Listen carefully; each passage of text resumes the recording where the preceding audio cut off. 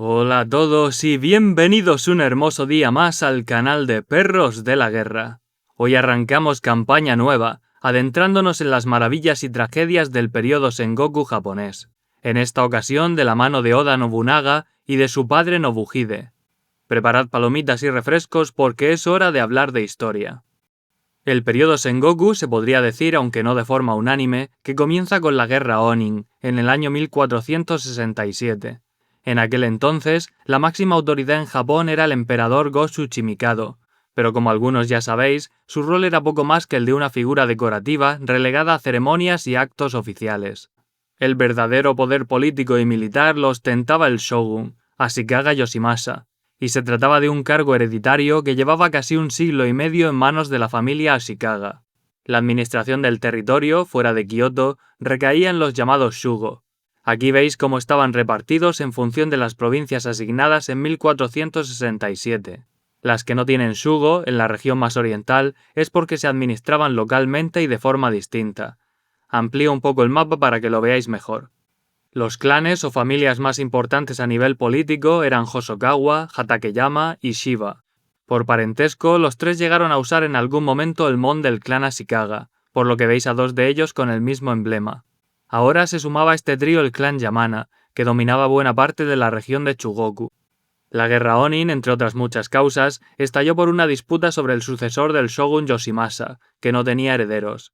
El clan Yamana se puso del lado de uno de los candidatos y los otros tres clanes se dividieron en facciones en función de sus intereses. Después, cada bando reunió a sus ejércitos y todos juntos se pasaron 10 años arrasando Kioto como pandilleros, ante la mirada contemplativa de Yoshimasa. De esta guerra solo nos interesa su consecuencia principal, que todos los señores de Japón se dieron cuenta de que el shogun no podía mantener el orden ni siquiera en su ciudad, con que poco podría hacer para impedir cualquier otra guerra o conflicto lejos de Kioto. Muchos de los shugo, cuya autoridad provenía del shogun, se encontraron entonces con dificultades para mantener el gobierno de sus provincias. Algunos porque tenían más de una y no podían estar físicamente en todas ellas, como el clan Hosokawa. Otros por las consecuencias de su papel en la guerra Onin, como el clan Yamana. Y otros simplemente porque eran demasiado débiles o no muy listos y se vieron obligados a ceder el poder ante sus enemigos o vasallos, como el clan Toki. Así tuvo lugar la transición del Japón de los gobernadores provinciales, los shugo, al Japón de los señores de la guerra, los daimyo. Daimyo solo significa gran nombre, lo que separa el término de cualquier connotación oficial o de rango, es decir, que cualquiera con ambición y talento podía abrirse camino hasta alcanzar esa distinción, aunque fuera un mercader o incluso un campesino. Nosotros vamos a empezar la narración saltando hasta 1527 y haciendo zoom sobre la sección oriental de Tokaido, donde se dieron los primeros pasos del larguísimo camino hacia la reunificación del país. Para entonces el periodo Sengoku llevaba ya 60 años de guerras entre los diferentes señores y clanes, lo que había provocado cambios importantes en el mapa político. El clan Shiba, por ejemplo, no solo había perdido Totomi en favor del clan Imagawa, sino que durante su larga estancia en la capital había delegado el gobierno de Owari y Echizen en sus vasallos más importantes, respectivamente el clan Oda y el clan Asakura. Como se dice en España, el que se fue a Sevilla perdió su silla, y cuando los Shiba por fin regresaron de la capital, se encontraron con que en sus provincias ya no tenían ningún poder, por lo que su último señor, Shiba Yoshimune, acabó viviendo de la caridad de los Oda. En la provincia de Mikawa, al este, se había afianzado el emergente clan Matsudaira, que será clave más adelante en la campaña, y en la provincia de Mino, al norte, seguía vigente el poder del clan Toki, aunque no por mucho tiempo. El resto de provincias son irrelevantes en este momento, por lo que no las pinto para no complicar más el contexto. La que nos interesa a nosotros es Owari, así que vamos a reconstruir la costa tal y como era durante el siglo XVI. Owari se dividía en 8 distritos administrativos: Haguri, Niwa, Kasugai y Nakajima, en el Alto Owari, Kasai, Kaito, Aichi y Chita en el Bajo Owari. Los 4 del Alto Owari los gobernaba Oda Nobuyasu, de los Oda de Iwakura, y los 4 del Bajo Owari los gobernaba Oda Nobutomo, de los Oda de Kiyosu. Los Oda de Kiyosu, a su vez, tenían otras 3 ramas familiares subordinadas, una de las cuales cambió la historia para siempre. Me refiero a los Oda de Shobata, cuyo señor era Oda Nobuhide. Recapitulando la jerarquía completa de la provincia, tenemos un Shugo, sin poder efectivo, 2 Shugodai y 3 Bugyo, de los que solo nos interesa Nobuhide. Este hombre fue el padre de Oda Nobunaga, el primer protagonista de la campaña y primero de los 3 unificadores de Japón. Si Alejandro Magno le debía a Filipo II la economía, la estructura y el ejército que le permitieron convertirse en el conquistador que fue, Nobunaga no tenía mucho menos que agradecerle a su padre. Nobuhide se convirtió en señor del clan en 1527, razón por la que nuestra campaña arranca desde ese punto. Su territorio, por aquel entonces, no está muy bien definido, más allá de que dominaba las tierras del castillo de Shobata, el puerto de Tsushima y de que tenía algunos vasallos en Aichi. Lo primero que hizo fue pactar con los mercaderes y las figuras más influyentes de Tsushima, para maximizar sus ganancias de los impuestos al tráfico marítimo. Con esta economía boyante, se pudo permitir renovar el castillo de Shobata, invitar a un alto mandatario de Kioto a pasar 20 días allí y dejarle flipado tanto con la decoración como con los entretenimientos que organizó para su diversión. Sabemos que se quedó impresionado no porque lo digan las fuentes partidarias del clan Oda, sino porque el mencionado noble lo escribió en su diario. Nobuhide no le invitó por vanidad, sino que formaba parte de un plan preconcebido para situar su nombre en el mapa político de Japón. A ese mismo fin, hizo varios donativos para reconstruir templos e incluso para las reparaciones del mismísimo Palacio Imperial. No en vano, acabó convirtiéndose en una figura en la que otros señores acudían cuando necesitaban aliados y soldados para luchar en aquella parte del mapa. A partir de ese momento, el principal obstáculo al que se enfrentaría sería el de ganar territorio sin tener problemas ni con sus superiores de Kiyosu ni con los Oda de Iwakura. La suerte que tenía era que durante el Sengoku, las fronteras que pintamos en los mapas no representan más que zonas estimadas de influencia. Dentro de ellas había literalmente cientos de castillos, algunos pertenecientes a vasallos, como los que hemos añadido en Aichi, otros a señores neutrales, como el clan Mizuno en Chita, y otros incluso a potencias rivales, como Nagoya, en manos de los Imagawa. Así que Nobuhide podía ganar territorio sin desatar una guerra interna con las otras ramas de la familia Oda. En 1534 arrebató el mencionado castillo de Nagoya al poderoso clan Imagawa, y os voy a contar cómo, porque es muy interesante y no suele aparecer en las fuentes occidentales. Durante un evento de Kemari, un juego de pelota lejanamente parecido al fútbol, Nobuhide conoció a Imagawa Ujitoyo, uno de los hijos del señor del clan Imagawa. Después mantuvieron el contacto por correspondencia, y en una de esas cartas, Ujitoyo le invitó al castillo de Nagoya para escribir poesía. Durante su estancia allí, Nobuhide abrió por las buenas un agujero en los paneles que separaban el castillo principal del resto del complejo. A los soldados Imagawa les hizo sospechar, pero Ujitoyo les dijo lo siguiente: Nobuhide es persona de gusto refinado, sin duda lo ha hecho para dejar pasar la brisa. Poco después, su supuesto amigo fingió caer enfermo, dando una excusa a los vasallos de su clan para acudir en cantidad e instalarse en las proximidades del castillo. Por la noche, casualmente, se produjo un incendio, y cuando los Imagawa acudieron desarmados a apagar el fuego, se encontraron con los hombres de Nobuhide ataviados con sus armaduras de combate. Una parte del contingente se ocupó de matar a los aguadores, mientras que la otra asaltaba el castillo. Imaginamos que usando como entrada el agujero abierto, supuestamente, para que entrase el aire. Así que fijaos lo cara que le salió la amistad al pobre Ujitoyo. En 1535, Nobuhide construyó el castillo de Furuwatari, desde el que extendió su influencia hasta el puerto de Atsuta, aumentando todavía más sus ingresos y encontrando otro valioso aliado en el clan Kato. En 1540 arrebató el castillo de Anjo a la familia Matsudaira, irrumpiendo en la vecina Mikawa con la ayuda del clan Mizuno, que tenía sus bases principales en Ogawa y Kariya. El castillo lo dejó a cargo de su hijo ilegítimo de 13 años, Nobuhiro. Él y su séquito se trasladaron al castillo de Furuwatari, y Nagoya lo dejó para el mayor de sus hijos legítimos, Nobunaga, de 6 años, que todavía llevaba el nombre infantil de Kiposhi. En 1542, Nobuhide repelió el contraataque de la alianza Matsudaira y Imagawa en la primera batalla de Azukizaka. Mientras tanto, en Mino, un mercader de aceite llamado Saito Dosan, conocido en adelante como la víbora de Mino, había conseguido echar a patadas de su provincia al Shugo Toki Yorinari. Yorinari pidió ayuda a Nobuhide, y en 1544 Nobuhide envió tropas a Mino para capturar el castillo de Ogaki. Pero cuando llegó el momento de asaltar Inabayama, la capital, fue repelido por el ejército de Saito Dosan, resultando en un número de bajas que se estima entre 2.000 y 3.000 hombres. Al parecer, la causa fue un repentino cambio del tiempo, que trajo una crecida del río y entorpeció la retirada. Si os preguntáis si 2.000 o 3.000 muertos son muchos o pocos, debéis saber que la capacidad militar de Nobuhide, en su apogeo, se estima en 8.000 efectivos. Pensad que en el Japón feudal, un daimyo solo podía contar al 100% con los hombres que dependían directamente de él. Podía convocar también a sus vasallos, pero ahí ya dependía de la voluntad de estos, la cercanía y la posibilidad de reunir y enviar a sus tropas a tiempo. En 1547, tomando posiciones para saltar de nuevo Inabayama, Saito Dosan volvió a destrozar al ejército de Nobuhide en la batalla de Kanoguchi, según una fuente primaria, matando a 5.000 de sus hombres. Seguramente se trata de una exageración, pero da a entender que las bajas fueron muy numerosas. En ese momento de debilidad, aprovechando su ausencia de Owari, los Oda de Kiyosu enviaron a uno de sus vasallos a atacar el castillo de Furuwatari. El incidente se saldó solo con la quema parcial de la puerta principal, pero dejó claro que la ambición de Nobuhide no le gustaba un pelo a la rama principal de su familia. Ese fue el primer aviso. En agosto, Nobuhide, que se había aliado con una facción disidente del clan Matsudaira, marchó para atacar el castillo de Okazaki. El líder de los Matsudaira, Hirotada, no tuvo más remedio que encomendarse al señor más poderoso de la región, Imagawa Yoshimoto, entregándole a su primogénito como rehén.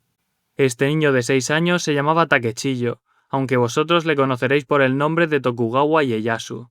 Takechiyo fue interceptado por los vasallos del clan Oda y enviado directamente a Owari, lo que mejoró considerablemente la posición negociadora de Nobuhide para exigir a Hirotada la rendición del castillo. Hirotada, en una poco paternal demostración de fidelidad, replicó que si dejaba que su hijo muriera, probaría su lealtad al clan Imagawa aún más que enviándoselo como rehén. Finalmente Nobuhide no lo ejecutó, e hizo bien, porque al año siguiente el ejército Imagawa Matsudaira le derrotó en la segunda batalla de Azukizaka, y después asedió el castillo de Anjo, capturando a su hijo ilegítimo. Nobuhide entonces quiso recuperarlo, y lo intercambió por el pequeño Ieyasu, que desde entonces quedó recluido en Sunpu como rehén del clan Imagawa. Ese mismo año Nobuhide perdió también el castillo de Ogaki. Como veis, la cosa se estaba poniendo fea de narices. Al norte y al oeste Saito Dosan, una de las figuras más emblemáticas del periodo Sengoku, y al este Imagawa Yoshimoto, ahora con 3 provincias en su poder y un feudo valorado en 100.000 koku.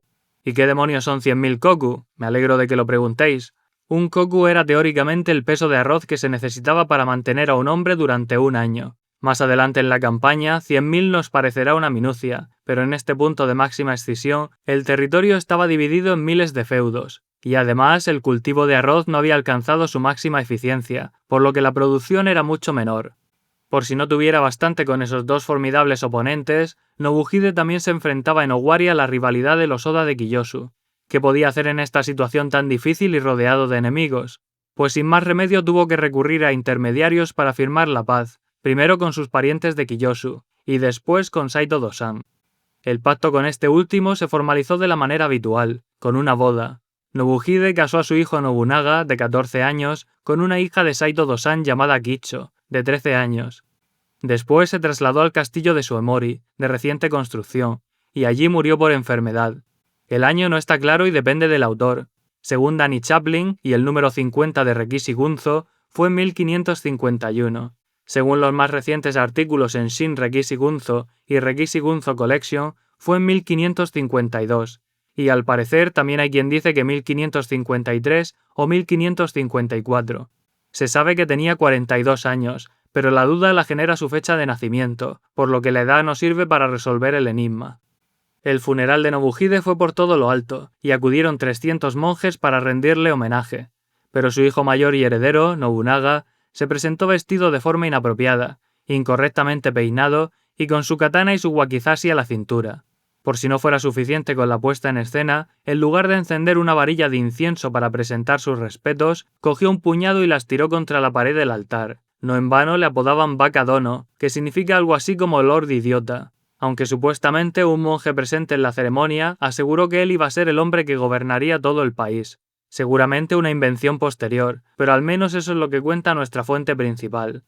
La actitud de Nobunaga, en general, era tan reprobable que su mentora cometió el suicidio ritual conocido como seppuku para expiar su fracaso. Su carta de despedida decía: «No veo en él ningún atisbo de la educación que le he procurado. ¿Qué razón tengo para vivir?». Las cosas tampoco empezaron bien durante su mandato. El primer obstáculo al que se enfrentó fue la traición del clan Yamaguchi, que cambió de bando y admitió en el castillo de Narumi a una facción de soldados Imagawa.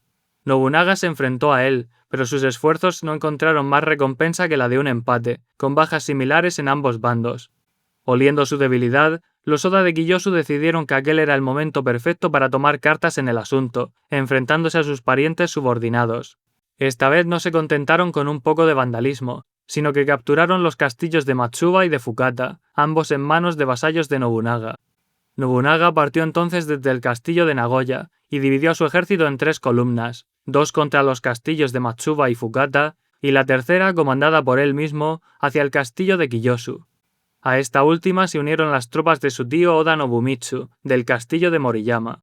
Los 2 primeros destacamentos cumplieron sus objetivos sin problemas, y el tercero, tras derrotar al enemigo en la aldea de Aizu, consiguió abrirse paso hasta el pueblo de Kiyosu. Allí causaron daños importantes, pero tuvieron que marcharse. En abril de 1553, Saito Dosan invitó a su yerno Nobunaga a Mino, con intención de conocerle personalmente. Y digo conocerle en sentido literal, porque ni siquiera había estado presente en la boda de su hija.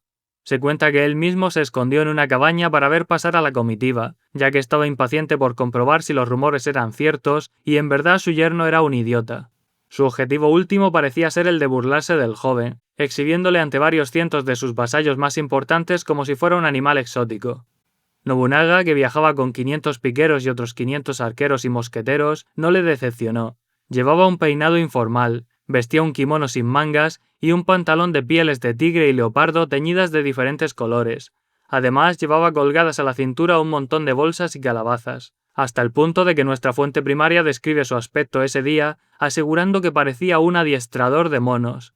Sin embargo, cuando Saito volvió a verle en la recepción del templo en el que se habían citado, se encontró con que Nobunaga había cambiado su atuendo por un elegante kimono de seda, y se había arreglado el pelo, ofreciendo ahora la imagen de un auténtico señor. El hombre al que llamaban la víbora de Mino quedó profundamente impresionado por la forma en la que le había engañado su yerno, y desde entonces hubo entre ellos lo que podría definirse como una relación de profundo respeto. Dicen que fue en ese mismo encuentro cuando Saito Dosan descubrió que las picas de los soldados de Nobunaga eran más largas de lo habitual, alcanzando una longitud de 6,30 metros. También ese año el clan Imagawa lanzó una ofensiva total sobre Owari, capturando un castillo en Yamaoka, fortificando Muraki y preparándose para asaltar el castillo de Ogawa, perteneciente al clan Mizuno. Si recordáis, el que había ayudado al padre de Nobunaga a capturar Anjo. Para dificultar las cosas aún más, los defensores del castillo de Teramoto se rindieron al enemigo y ofrecieron rehenes como prueba de lealtad. Y como sabéis, el clan Yamaguchi de Narumi estaba guarnicionado por tropas Imagawa, así que todas las vías terrestres hacia Ogawa se encontraban cortadas. Amenazado en 2 frentes, temiendo dar un paso en falso y que sus rivales de Kiyosu le atacaran por la espalda, en enero de 1554, Nobunaga tomó la arriesgada decisión de pedir ayuda a su suegro. Saito Dosan envió en respuesta a su vasallo, Ando Morinari, con 1000 efectivos para apostarlos en Shiga y Tabata, protegiendo la retaguardia de su yerno. La jugada fue considerada una locura por algunos de los sirvientes de Nobunaga. A fin de cuentas, no parecía una gran idea confiar la protección de sus castillos a alguien a quien llamaban la víbora de Mino. Pero confiado en que no le traicionaría, Nobunaga embarcó a sus tropas en Atsuta y desembarcó al sureste del castillo de Ogawa, navegando alrededor de la península de Chita contra una fuerte tormenta. Después desplazó a su ejército hacia el norte y atacó el castillo de Muraki. El asalto se prolongó durante 8 horas, pero se saldó con victoria, rompiendo las líneas de ataque contra Ogawa. A su regreso quemó hasta los cimientos el castillo de Teramoto, para castigar a los traidores que lo habían rendido. Saito Dosan, por su parte, cumplió su palabra y retiró a sus tropas de Owari. La gran oportunidad para poner fin a la guerra interna con los Oda de Kiyosu se presentó cuando Shiba Yoshimune, el gobernador, fue asesinado por orden de Oda Nobutomo, o como mínimo, con su conocimiento y beneplácito. Su hijo, Shiba Yoshikane, consiguió escapar al castillo de Nagoya, dándole a Nobunaga la excusa perfecta para volver a atacar Kiyosu. Ahora no sería por una riña interna, sino por vengar al difunto señor al que el clan Oda prestaba vasallaje. Nobunaga envió como avanzadilla a Shibata Katsuye, uno de los 4 grandes comandantes que tuvo en sus años de conquistador. Más adelante conoceréis a los otros 3, pero por ahora lo dejo en secreto. Katsuye fue abriéndose paso empujando a sus enemigos cada vez más, hasta que se encontraron frente al foso del castillo de Kiyosu. Allí fueron masacrados, y nuestra fuente primaria, que estuvo presente en el enfrentamiento, otorga buena parte del mérito a la mayor longitud de las lanzas de los soldados de Katsuye. Nobunaga, en lugar de aprovechar el momentum para asaltar el castillo, prefirió sitiarlo. Primero porque no quería arriesgarse a destruirlo, pues era un símbolo de poder en el Bajo Owari. Y segundo porque tampoco quería perder a cientos de hombres en un ataque frontal. Como la situación continuaba atascada, nuestro protagonista recurrió a una treta. A cambio de repartirse los 4 distritos del Bajo Owari cuando cayera el castillo, consiguió que su tío Nobumitsu le prestara ayuda. Ya fuera por casualidad o por iniciativa del propio Nobumitsu, resultó que Nobutomo de Kiyosu le ofreció un puesto de cogobernador si se ponía de su parte en el conflicto. Nobumitsu, que como hemos dicho ya había pactado con Nobunaga, aceptó y se trasladó con sus hombres al castillo. Cuando llegó el momento acordado, llevó a cabo su traición, abriendo las puertas al ejército de su sobrino. El castillo cayó y Nobutomo fue invitado a cometer seppuku. Nobunaga se trasladó a Kiyosu y se hizo con el gobierno de los distritos de Kaito y Kaisei, mientras que su tío Nobumitsu se instaló en Nagoya y se quedó con Aichi y Chita. Estos dos últimos eran una recompensa relativamente pobre, porque ambos se encontraban bajo una fuerte influencia de los clanes Matsudaira e Imagawa. De todas formas, al año siguiente Nobumitsu murió en extrañas circunstancias, aunque ya os podéis imaginar lo que pudo pasar, y todo el Bajo Owari quedó en manos de nuestro protagonista. En 1556, Saito Dosan murió batallando contra su propio hijo, Yoshitatsu, que había asesinado a sus 2 hermanos y se había alzado en armas para hacerse con el poder por la fuerza. Yoshitatsu renunció entonces al nombre familiar de su padre y adoptó el de Ishiki, otra rama emparentada con el clan del shogun Ashikaga. Este cambio de rumbo en Mino desató una reacción en cadena de catastróficas consecuencias para Nobunaga. En primer lugar, nuestro protagonista perdió a un poderoso aliado para ganarse a un igualmente poderoso enemigo. El motivo, que Saito Dosan le había nombrado heredero de Mino antes de morir, lo que le convirtió en objetivo prioritario y enemigo de su asesino y traicionero hijo. En segundo lugar, los Oda de Iwakura, que sabían que serían los siguientes, abrazaron la idea de que el enemigo de su enemigo era su amigo, y pactaron con Yoshitatsu, haciendo un frente unido contra Nobunaga. Y en tercer lugar, aprovechando las circunstancias, su hermano pequeño Nobuyuki conspiró con 3 de los principales vasallos del clan para derrocarle y asumir el poder. Esos vasallos eran Shibata Katsuye, Hayashi Hidesada y Hayashi Mimasaka. El primer paso de los conspiradores fue cortar la comunicación entre el castillo de Kiyosu y el puerto de Atsuta, algo que pudieron hacer porque controlaban los castillos de Suemori, Nagoya, Komeno, Owaki y Arako. También capturaron el de Moriyama, aislando a su señor al norte del río Odai. Para explicar bien lo que sucedió después, tenemos que dar un salto al plano táctico, centrándonos en este punto concreto del mapa. Nobunaga respondió fortificando la orilla sur a la altura de Nazuka, para dificultar un eventual cruce por parte de los rebeldes. Al día siguiente llovió con fuerza, y hubo una crecida del río, lo que llevó a Shibata Katsuye a deducir que las labores defensivas no habrían podido completarse. Por ello marchó con 1000 efectivos suyos y otros 700 de Hayashi Mimasaka. Nobunaga partió desde el castillo de Kiyosu y cruzó el río con no más de 700 soldados a su disposición. Con estas tropas se posicionó a las afueras de Ino. En ese momento, Shibata Katsuye se desvió para atacar desde el este, mientras que Mimasaka continuaba avanzando hacia el norte, a través de los arrozales. Siguiendo la máxima militar de divide y vencerás, Nobunaga atacó primero al contingente mayor, el de Katsuye, consiguiendo una victoria de la que el comandante rival escapó herido. Después se dirigió hacia el sur para interceptar a Mimasaka, derrotándole también. Sobre el combate en sí, nuestra fuente primaria no cuenta mucho, más allá de que tal samurái cortó la cabeza de tal otro, hasta un total de 450 del bando rebelde. Para el que no lo sepa, cortar la cabeza de los enemigos abatidos era una práctica importantísima para los soldados, porque les permitía demostrar a cuántos rivales habían eliminado, quiénes eran y qué rango tenían. Después de las batallas se celebraba una ceremonia de revisión de cabezas en la que éstas se etiquetaban con el nombre de la víctima, para que el comandante reconociera y premiase a los vasallos y soldados con mejor desempeño. En la batalla de Ino, el propio Nobunaga fue quien cortó la cabeza del rebelde Mimasaka. Shibata Katsuye y el otro Hayashi se refugiaron con Nobuyuki en el castillo de Suemori, bajo la protección de Lady Tsuchida, la esposa del difunto Nobuhide y madre de los 2 protagonistas de la disputa. Ella fue la que medió para sellar la paz entre los hermanos. Pese a lo enfurecido que debió de estar, Nobunaga perdonó a los tres, y con ese acto de clemencia se ganó para siempre el respeto y la devoción de Shibata Katsuie, uno de sus mejores comandantes y guerreros. Volviendo a la lista de problemas, la siguiente amenaza a afrontar era la de los Oda de Iwakura. En este caso, Nobunaga optó por un ataque directo, y para ello desplegó un número indeterminado de tropas en Ukino. Frente a él, Oda Nobutaka, que había sucedido a su padre como señor de Iwakura, respondió enviando a 3.000 efectivos para la batalla. El choque entre los dos bandos por la supremacía del clan Oda se prolongó durante horas en la llamada Batalla de Ukino. Allí tuvo lugar un duelo entre el instructor de Teppo de los Oda de Shobata, Hashimoto Ippa, y el fantástico arquero Hayashi Yashichiro, que luchaba por los Oda de Iwakura. Yashichiro le acertó una flecha, pero Ippa, incluso herido, pudo cargar su mosquete y disparar contra el arquero, enviándolo al suelo, donde fue rematado por la espada de un paje de Nobunaga. La batalla se saldó con victoria de nuestro protagonista, cuyo ejército capturó un total de 1.250 cabezas enemigas. Sin embargo, haciendo gala de extrema prudencia, se retiró a Kiyosu para planificar su próximo movimiento. La satisfacción de su triunfo se vio empañada a causa de su traicionero hermano pequeño Nobuyuki. El muchacho volvió a contactar con Shibata Katsuie para planear otra rebelión, sin saber lo profunda que era ahora la devoción que Katsuie sentía por Nobunaga. Esta vez no solo no le apoyó, sino que avisó a su señor de las intenciones de su hermano. Nobunaga, entonces, fingió estar mortalmente enfermo, una treta que ya había usado antes su padre, y cuando Nobuyuki apareció por el castillo de Kiyosu, ordenó que le asesinaran.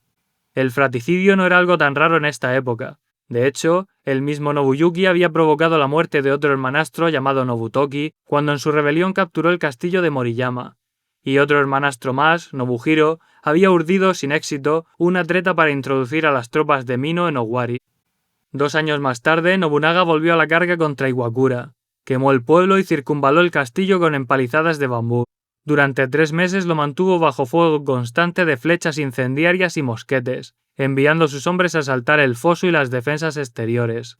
Finalmente, sin esperanza de salvación, Nobutaka terminó por rendirse, dejando a Nobunaga, a sus 25 años, como único señor de Owari.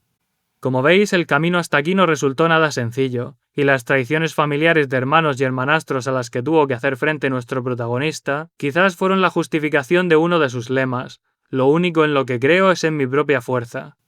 Con Owari bajo control, había llegado el momento de mirar más allá de sus tradicionales fronteras, hacia el norte, donde aún tenía que reclamar su herencia y vengar a su suegro; hacia el este, donde la eterna amenaza de los poderosos Imagawa hacía peligrar su mera existencia; y hacia el oeste, donde estaba la capital, Kioto, el último destino de cualquiera que soñara con convertirse en señor de Japón. Ahora, para los que estéis preocupados porque en este vídeo hayamos recorrido muchos años y reconstruido por encima tan solo una batalla, os digo que este capítulo va a ser una excepción dentro de la serie. Pese a que relata una parte muy importante de la historia del clan, los hechos narrados solo pueden reconstruirse con dificultad.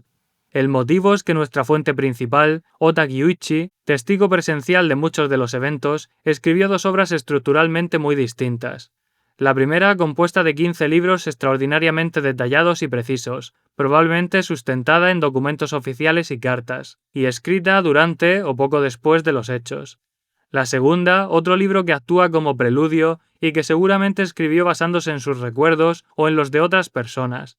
La vida de Nobuhide y los primeros años de Nobunaga pertenecen a esa segunda obra, en la que hay errores de hasta 8 años en algunas de las fechas. Así que no os sorprendáis si en internet o en algún libro encontráis una cronología diferente. Yo, de entre todas las opciones que tenía a mano, he elegido la de Rekishi Gunzo Collection, por ser la más reciente y la que mejor me ha encajado. Y hasta aquí el primer episodio de la campaña, que espero que hayáis disfrutado y que os anime a seguir a Nobunaga en su largo viaje hasta la cima.